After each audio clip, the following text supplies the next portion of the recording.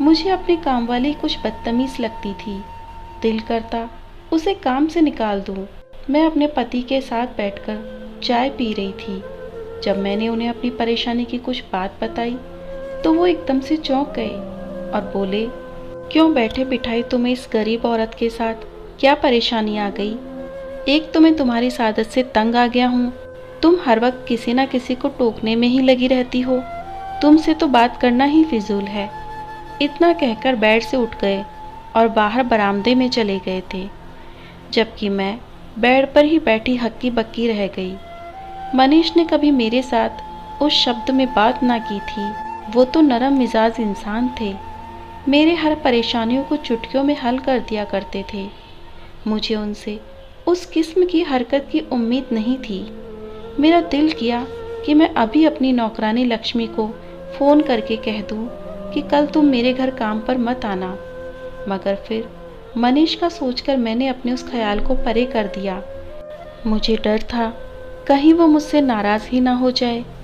मैंने फ़िलहाल उस बात को छोड़ दिया। मैं किचन में जाकर रात के खाने का इंतज़ाम करने लगी। खाना तैयार हुआ तो मैं मनीष को बुलाने चली गई। मुझे लगा था कि अब वो अपने कहे पर शर्मिंदगी का इजहार करेंगे, मगर उनका मिजाज तो ज्यों का त्यों था। खामोशी से उठकर बाहर आए और कोई भी बात किए बगैर खाना खाकर उठकर कमरे में चले गए।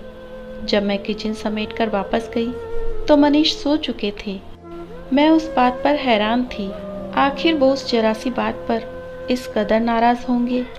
अगले रोज़ लक्ष्मी तो सबसे पहले मेरे कमरे में चली गई और कुंडी लगाकर सफाई करने लगी। मैं बाहर खड़ी चिढ़ा रही थी। लक्ष्मी पिछले 20 दिनों से ही मेरे घर पर काम पर लगी थी। वो बहुत कम पैसों में मान गई थी। वो अच्छी लड़की थी, मगर मुझे ये कमरा बंद करने वाली बात पसंद नहीं आई।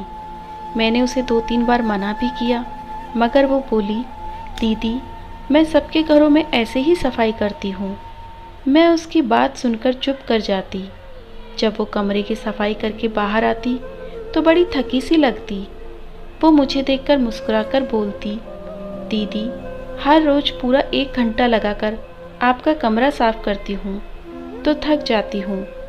मैं मुस्कुराकर फिर से किचन में चली गई। मैं किचन में खड़ी होकर लक्ष्मी की हरकतों पर ध्यान देने लगी। वो थोड़े ही मिनटों के आराम के बाद उठ गई। उसने बाहर हॉल की सफाई शुरू कर दी। इतनी देर में मनीष भी आ गए थे। मनीष के आते ही लक्ष्मी ने झाड़ू लगाना छोड़ दिया था और उनको देखने लगी। मनीष ने एक नज़र उस पर डाली और फिर अपने कमरे में चले गए। अब लक्ष्मी जले पैर की बिल्ली की तरह बरामदे के चक्कर पर चक्कर लगाने लगी। फिर उसने इर्द गिर्द देखा। जब मैं नज़र ना आई तो मेरे कमरे की तरफ चल दी। उसने कमरे के अंदर जाने के लिए हाथ उठाया था, मगर कुछ सोचकर पीछे हट गई और जल्दी जल्दी आंगन की सफाई करके मुझे नमस्ते कहकर घर से बाहर निकल गई। लक्ष्मी के जाते ही मनीष बाहर निकल आए। उन्होंने मेरा हाथ थामकर गजरे पहना दिए। उनका मूड भी अच्छा था। फिर बोले, महारानी जल्दी से खाना लगा दो, भूख बहुत लगी है। हम दोनों ने बड़े खुश होकर बैठकर खाना खाया। मैं मनीष की तरफ से तो सुकून हो गई थी, मगर लक्ष्मी की तरफ से दिल में गांठ बन गई थी। न जाने वो किस इरादे से मेरे घर में दाखिल होती थी। मैंने सोच लिया था कि मैं लक्ष्मी के बारे में कोई बात मनीष से नहीं करूँगी। मैं उसकी नीयत जानकर फिर कोई फैसला करूँगी। अगले दिन लक्ष्मी घर में दाखिल हुई तो मैंने उसका पूरा जायज़ा लिया। उसने गर्म शॉल ओढ़ रखा था जिसमें वो बहुत अच्छी तरह छुपी हुई थी। मैं बोली, लक्ष्मी इतनी तो गर्मी है, ये छोड़ क्यों नहीं देती? अगर तुम्हारे पास कोई और चादर नहीं है तो मैं तुम्हें अपनी चादर दे दूँ। उसकी आंखें एकदम ही आंसुओं से भर गई। वो बोली, दीदी ये चादर बड़ी कीमती है, ये किसी की मोहब्बत की निशानी है। उसको छोड़कर अगर मैं आपसे चादर ले लूँ तो क्या मेरे वक्त आप जैसे हो जाएंगे? नहीं ना, तो फिर उस अदला बदली का क्या फ़ायदा? मेरे अगले सवाल से बचने के लिए जल्दी से मेरे कमरे में जाने लगी तो मुझे लगा जैसे चादर के नीचे छुपे हुए उसके हाथ में कुछ पकड़ा हुआ था। क्या था वो? मैं देख ना पाई थी, मगर मुझे शक में जरूर डाल गया था। लक्ष्मी कमरे को अंदर से कुंडी लगाकर बंद कर चुकी थी। मैं परेशानी के आलम में यहाँ वहाँ घूम रही थी। मनीष काम से लौट आए। वो मुझे परेशान देखकर बोले, क्या हुआ शिमोना? मैं ज़बरदस्ती मुस्कुराने की कोशिश करती हुई बोली, कुछ भी नहीं हुआ। इतनी देर में लक्ष्मी कमरा खोलकर बाहर निकली तो हम दोनों को देखकर ठिठक गई। फिर जल्दी से आंगन की सफाई करने लगी। मनीष कमरे में दाखिल हुए तो मैं भी उनके पीछे ही कमरे में चली गई, मगर उन्होंने अंदर से कुंडी लगा ली थी। मैं बाहर खड़ी देखती रह गई। लक्ष्मी अपना काम जल्दी जल्दी निपटाकर मनीष के बाहर निकलने से पहले ही जा चुकी थी। मेरे जहन में खटका हुआ कि जब लक्ष्मी कमरे की सफाई करके बाहर निकलती तो मैं कमरे में झांकती भी ना थी।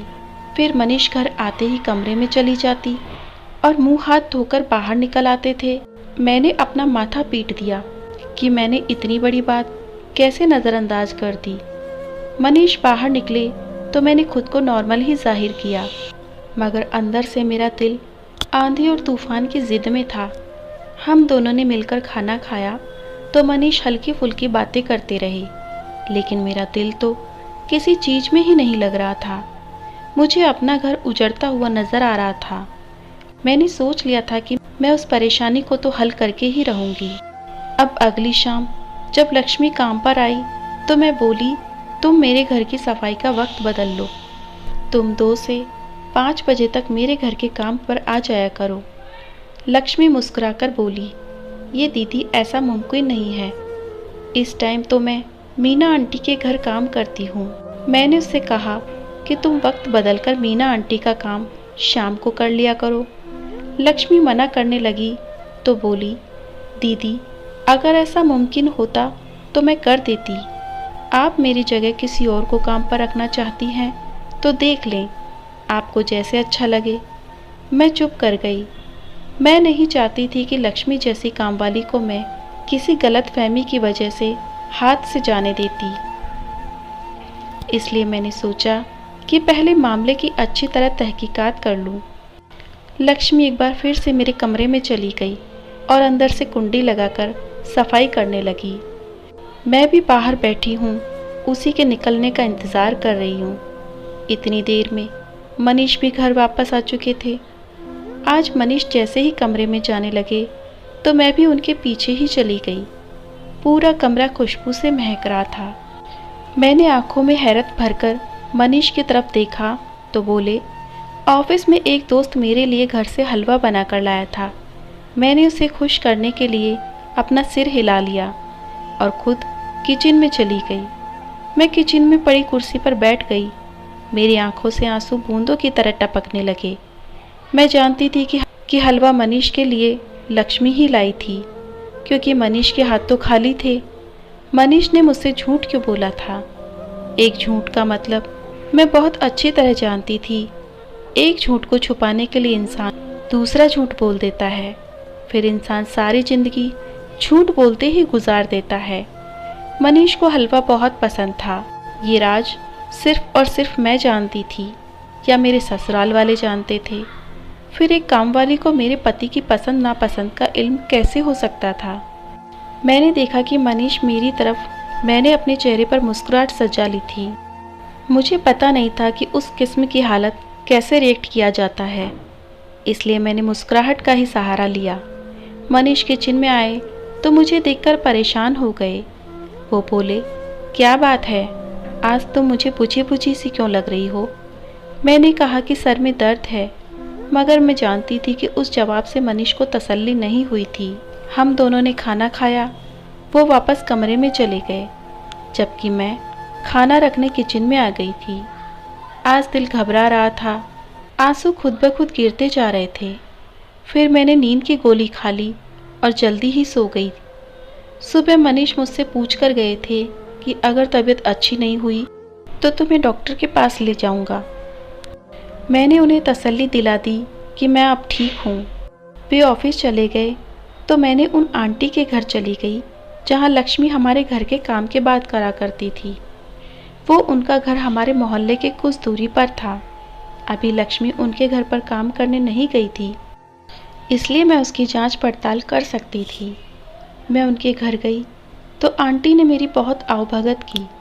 इधर उधर की बातें करके मैं आंटी से बोली कि मुझे लक्ष्मी पर बहुत तरस आता है और इतनी गर्मी में गर्म शॉल, क्यों ना हम उसके लिए एक चादर का इंतज़ाम कर दें। आंटी मेरी तरफ अजीब नज़रों से देखते हुए बोली कि लक्ष्मी तो हमारे घर दुपट्टे में आती है, उसने तो सर्दियों में भी कभी गर्म शॉल नहीं ओढ़ी। मैं चौंक गई।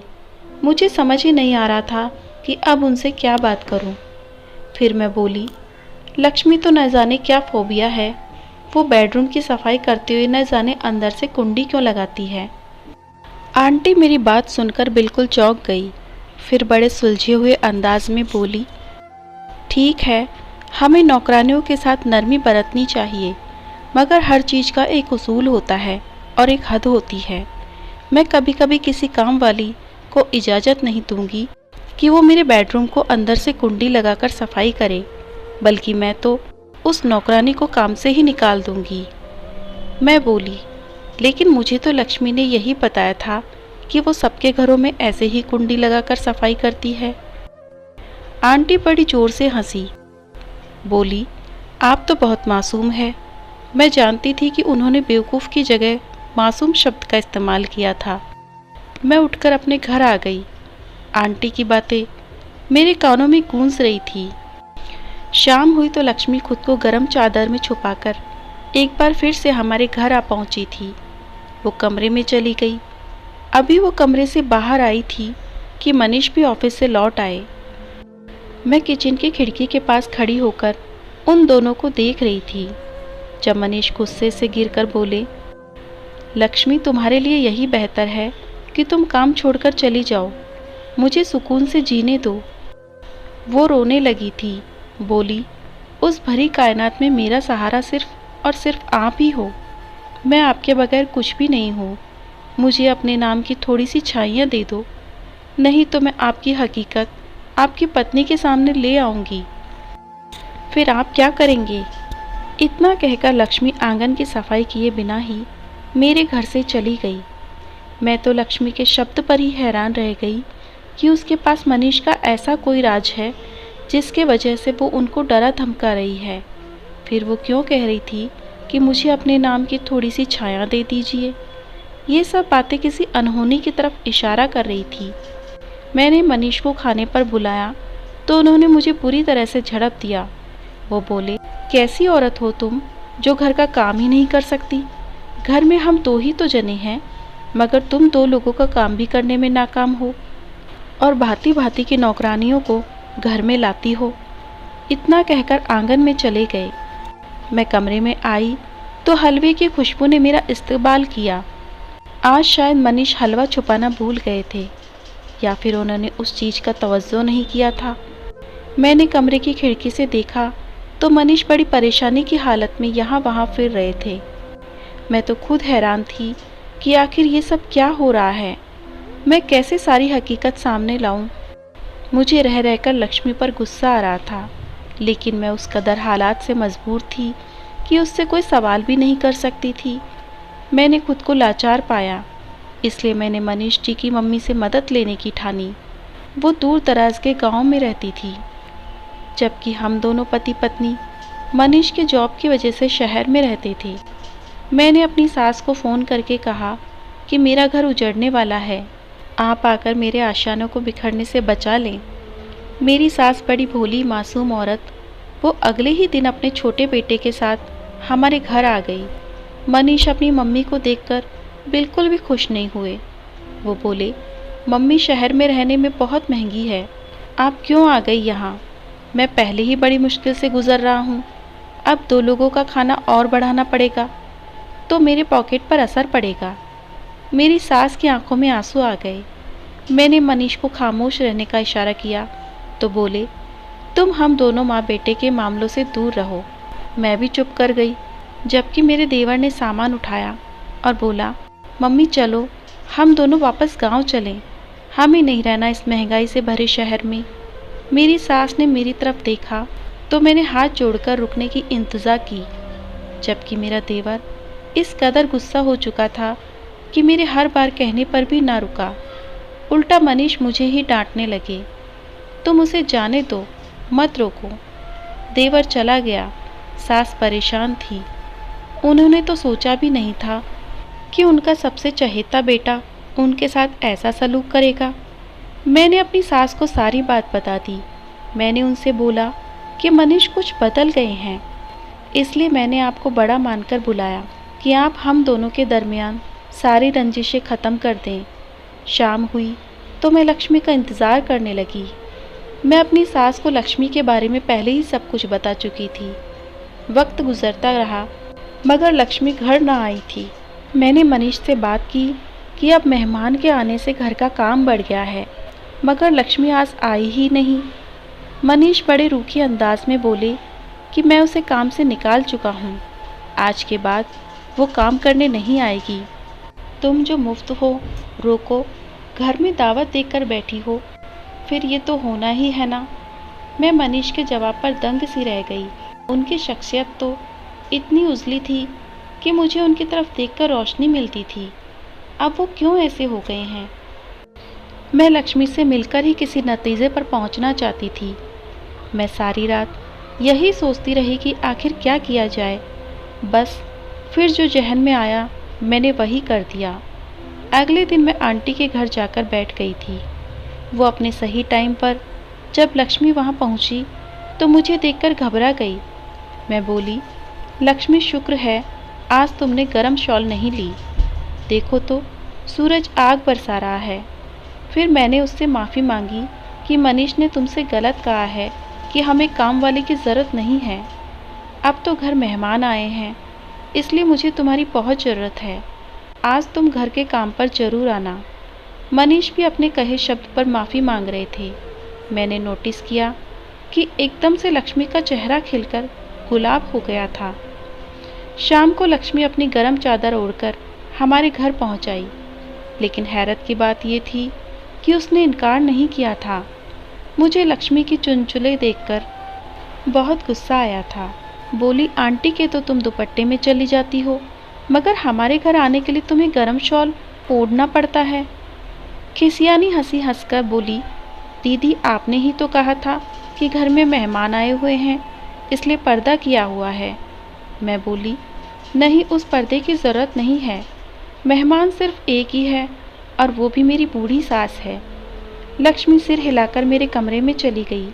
आज उसने मामूली सी ज़्यादा देर लगा दी थी। मैंने अपनी सास को बाहर आंगन में बैठने को कहा। मैं बोली, अगर मनीषा आए तो उन्हें कमरे में न आने दीजिएगा, उन्हें किसी न किसी तरह बातों में लगा दीजिएगा। मेरी सास ने मेरी मदद करने में कोई कसर न छोड़ी थी। मैंने जल्दी से मनीष का 3 पीस सूट पहन लिया। वो सूट मैंने लक्ष्मी के आने से पहले कमरे में छुपा कर रख दिया था। मैं सूट पहनकर कमरे से बाहर खड़ी हो चुकी थी। मेरा रुख दूसरी तरफ था, जिससे लक्ष्मी मुझे पहचान न पाई थी। वो बोली, मनीष, आपकी मम्मी आ गई है, अगर आप इजाज़त दें तो मैं उनसे मिल लूँ। इतनी देर में मनीष भी आंगन में दाखिल हो गए। उसके पीछे पीछे ही मेरी सास भी थी। मेरी सास मनीष को रोकने की नाकाम कोशिश कर रही थी, मगर जैसे ही मेरी सास की नज़र लक्ष्मी पर पड़ी, वो सख्ते में आ गई। मेरी सास ने गुस्से का रूप लिया। मैं बोली, लक्ष्मी, आज तो मुझे अपनी हकीकत बता ही दो। लक्ष्मी फूट फूट कर रोने लगी। वो बोली, दीदी, मैं एक बहुत ही अमीर और उम्दा घराने की थी। मेरी मम्मी का नाम का डंका बजता था, लेकिन मैं अपने बाप की बिगड़ी संभाल ना पाई। हालांकि मेरे बाप ने तो मेरे लिए ही ये सब किया था, जो हमारे ख़ानदान में किसी दूसरे बाप ने भी नहीं किया था। मेरी मम्मी मुझे शहर के कॉलेज की पढ़ाई के लिए भेजती थी। मुझे अपने ही पापा के ड्राइवर से मोहब्बत हो गई थी। वो ना तो हमारी बिरादरी का था, ना ही हमारे बराबर का। इसलिए मैं जानती थी कि शादी नामुमकिन है। एक दूसरे के बगैर रहने का भी सबूत नहीं किया जा सकता था। इसलिए मैंने इस आदमी से भागकर शादी कर ली थी। पापा की बद्दुआ मुझे लगी थी, सीख तो मुझसे भी छिन गई थी। मेरा पति एक नंबर का निकम्मा निकला था। वो कोई काम करता ही ना था। वो 2-3 दिन काम पर जाता था तो 4 दिन घर बैठा रहता। पहले तो हमारा गुजारा हो रहा था, मगर जब औलाद हो गई तो फिर मुझे ही हिम्मत करनी पड़ी। मुझे अपने बच्चों का पेट भरने के लिए नौकरी करनी पड़ी थी। फिर यूँ जब मैं आपके घर आए तो मनीष को देखकर दंग रह गई, क्योंकि मनीष तो मेरा सगा भाई निकला। मनीष ने मुझसे कहा था कि मैं उसके घर से निकल जाऊं और आपको ये ना बताऊं कि मैं मनीष की सगी बहन हूं। लेकिन मैंने बड़े सालों बाद अपना सगा भाई देखा था। दुनिया बड़ी बेरहम है। इस दुनिया में अपने खूनी रिश्ते शायद अपने मतलब से होते हैं। मैंने मनीष को मनाने की कोशिश शुरू कर दी। हर रोज़ गरम शॉल इसलिए पहन कर आती थी कि वो मेरी सालगिरह पर मुझे मेरे भाई मनीष ने तोहफे में दी थी। मैं एक ख़ास तरह का हलवा भी बना कर लाती थी, क्योंकि मनीष मेरे हाथ से बना हुआ हलवा बड़े शौक़ से खाता था। अब मैं हर रोज़ आपके बेडरूम को अंदर से कुंडी लगाकर इसलिए साफ़ करती थी क्योंकि मैं वो हलवा छुपाकर खिड़की के ऊपर देखकर पीछे रख देती थी और हर रोज़ आपके कमरे में ही माफ़ीनामा लिखती थी। मगर मनीष मुझे माफ़ करने की बजाय मुझे घर से भगाना चाहता था, इसलिए मैंने उनको धमकाना शुरू कर दिया। मैं उनसे कहती कि अगर आपने मुझे माफ़ नहीं किया तो मैं दीदी को बता दूंगी कि मैं आपकी सगी बहन हूँ। वे नहीं चाहते थे कि आपको ये सब पता चले और आप भाई को छोड़कर चली जाएं। लक्ष्मी अपनी सारी दास्तान सुनाकर रोने लगी और कहती जा रही थी कि पापा को दुख देकर मैं भी तो खुश नहीं रह पाई। ना मेरे पापा का नाम खराब होता, मुझसे मेरे खूनी रिश्ते जुदा हो गए। पति ने भी आंखें बदल ली थी। वो लड़की जिसके आगे पीछे नौकर फिरते थे, वो अपने बच्चों को 2 वक्त की रोटी देने के लिए खुद दूसरों के यहाँ झाड़ू बर्तन करती फिरती। मेरी सास अपनी बेटी का दुख बर्दाश्त न कर पाई। वो फौरन लक्ष्मी के गले लग चुकी थी। मनीष बोले, मम्मी मैं जानता था आप अपनी बेटी से खफा नहीं रह पाओगी, इसलिए मैं आपके साथ बदतमीज़ी करता था ताकि आप ये घर छोड़कर चली जाएं और लक्ष्मी को ना देखें। मैं आगे बढ़कर बोली, मनीष माँ का दिल कभी गलत फैसला नहीं करता। लक्ष्मी अपने हिस्से की सज़ा भुगत चुकी है, अब आप भी उसके सर पर हाथ रखकर उसे माफ़ कर दें। मनीष की भी आंखें भर आई। उन्होंने भी लक्ष्मी को माफ़ कर दिया। अगर आपको हमारी स्टोरी अच्छी लगी हो तो वीडियो को लाइक और चैनल को सब्सक्राइब करके हमारा मोटिवेशन बढ़ाएं।